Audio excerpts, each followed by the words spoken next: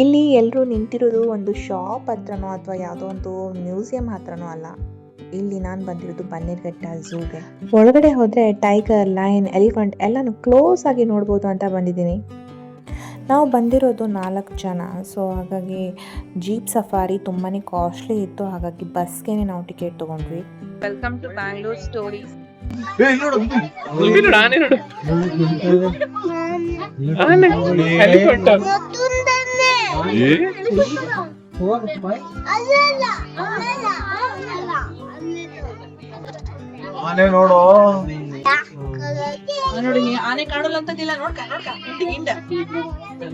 ಈ ಥರ ಝೂಗೆಲ್ಲ ನಾನು ಬರೋದು ತುಂಬ ಕಡಿಮೆ.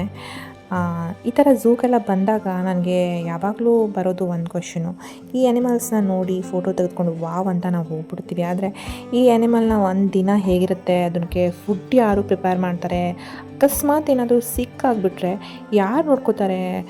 ಇಷ್ಟು ಜನ ದಿನಾನೂ ನೋಡೋಕ್ಕೆ ಬರ್ತಾರೆ, ಅವುಗಳಿಗೆ ಸ್ಟ್ರೆಸ್ ಆಗಲ್ವಾ? ಇದೆಲ್ಲ ನೋಡ್ತಾ ಇದ್ದರೆ ಇವುಗಳ ಕೇರ್ ಹಿಂದೆ ತುಂಬ ದೊಡ್ಡ ಟೀಮ್ ಕೆಲಸ ಮಾಡ್ತಾ ಇದೆ ಅನಿಸುತ್ತೆ. ಆ್ಯಂಡ್ ಇನ್ನೊಂದು ವಿಷಯ, ಝೂಗೆ ಬಂದಾಗ ನಾವು ವಿಸಿಟರ್ಸ್ ಮಾತ್ರ ಅಲ್ಲ, ರೆಸ್ಪಾನ್ಸಿಬಲ್ ವಿಸಿಟರ್ಸ್ ಕೂಡ ಆಗಬೇಕಾಗುತ್ತೆ.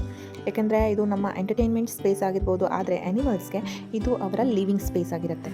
ನಾವು ಸಿಟಿಲಿ ಬದುಕ್ತಾ ಈ ಥರ ಆ್ಯನಿಮಲ್ಸ್ನ ಬಹಳ ದೂರದ ವಿಷಯ ಅಂತ ಅಂದ್ಕೊಂಡಿರ್ತೀವಿ. ಆದರೆ ಬೆಂಗಳೂರು ಸುತ್ತಮುತ್ತನೇ ಇಷ್ಟು ಬಯೋಡೈವರ್ಸಿಟಿ ಇದೆ. ಅದನ್ನು ನೋಡೋದು, ಅದ್ರ ಬಗ್ಗೆ ತಿಳ್ಕೊಳ್ಳೋದು ಮತ್ತು ಅದನ್ನು ರೆಸ್ಪೆಕ್ಟ್ ಮಾಡೋದು ನಮ್ಮ ರೆಸ್ಪಾನ್ಸಿಬಿಲಿಟೀಸ್ ಕೂಡ ಹೌದು. ಲೆಕ್ಕ ಮಾಡೋಕ್ಕೆ ಆಗದೆ ಇರೋಷ್ಟು ಜಿಂಕೆಗಳಿವೆ ಇಲ್ಲಿ, ಮತ್ತು ಆನೆಗಳು ಸಹ. ಲಯನ್ ಮಲ್ಕೊಂಡಿದೆ ಇಲ್ಲಿ, ಇದು 2 ವರ್ಷದಂತೆ ಅಷ್ಟೇ.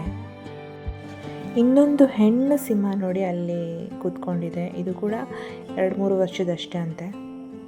ಈ ಕ್ಯಾಮ್ರಾ, ಫೋಟೋಸ್, ಫನ್ ಮಾಡೋಕ್ಕಿಂತ ಕೆಲವೊಮ್ಮೆ ಆ್ಯನಿಮಲ್ಸ್ನ ಸಿಂಪ್ಲಿ ಒಬ್ಸರ್ವ್ ಮಾಡೋದು ಕೂಡ ಒಂಥರ ಬೇರೆದೇ ಎಕ್ಸ್ಪೀರಿಯನ್ಸ್ ಅನಿಸುತ್ತೆ. ಒಂದು ಆ್ಯನಿಮಲ್ನ ಒಂದು 10 ಮಿನಿಟ್ಸ್ ಒಬ್ಸರ್ವ್ ಮಾಡಿದ್ರೆ ಅದ್ರ ಬಿಹೇವಿಯರ್ ಕೂಡ ಒಂದು ಸ್ಟೋರಿ ಥರ ಕಾಣುತ್ತೆ. ಅದು ಹೇಗೆ ನಡೆಯುತ್ತೆ, ಹೇಗೆ ತಿನ್ನುತ್ತೆ, ಹೇಗೆ ರೆಸ್ಟ್ ಮಾಡುತ್ತೆ, ಹೇಗೆ ರಿಯಾಕ್ಟ್ ಮಾಡುತ್ತೆ. ನಾವು ಸ್ವಲ್ಪ ಸ್ಲೋ ಆಗಿ ನೋಡಿದರೆ ಝೂ ಕಂಪ್ಲೀಟ್ಲಿ ಡಿಫ್ರೆಂಟ್ ಎಕ್ಸ್ಪೀರಿಯನ್ಸ್ ಅನಿಸ್ಬಿಡುತ್ತೆ.